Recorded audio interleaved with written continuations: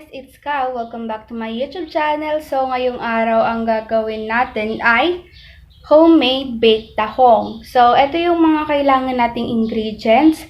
Melted butter, grated cheese, minced garlic, at ang ating mussels. So, kailangan pakulaan muna natin siya hanggang sa bumukas. Tapos, yung kalahati na shell niya, tanggalin natin. Yan. So, ganito lang yan gawin.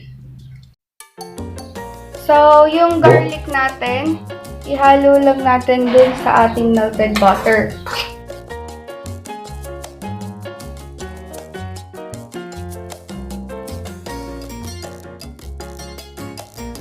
Haluin lang.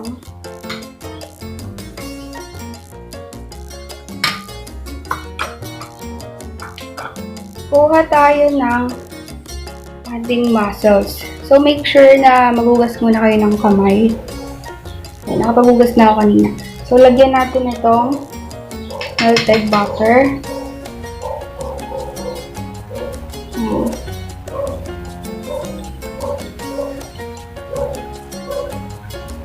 Saka natin lagyan ng grated cheese mamaya.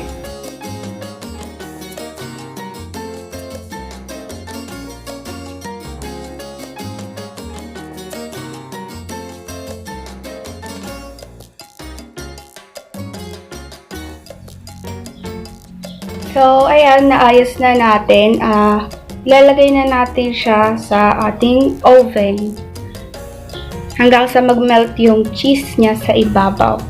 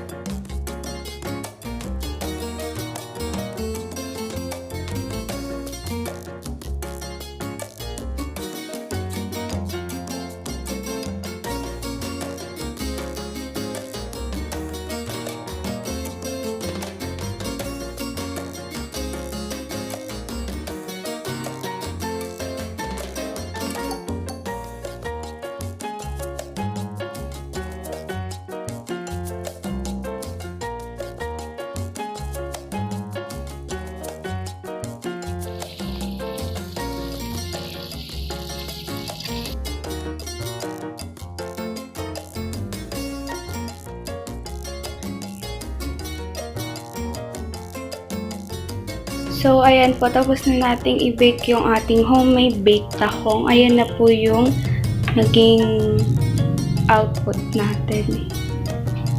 So, kung meron po kayong suggestion para sa ating next vlog, kung gusto nyo mga recipe ganyan or how to ganyan. So, i-comment nyo lang po dyan sa comment box para po magawa natin. So, don't forget to like, share, subscribe, and hit the notification bell para always updated kayo sa aking mga videos. So, thank you and God bless!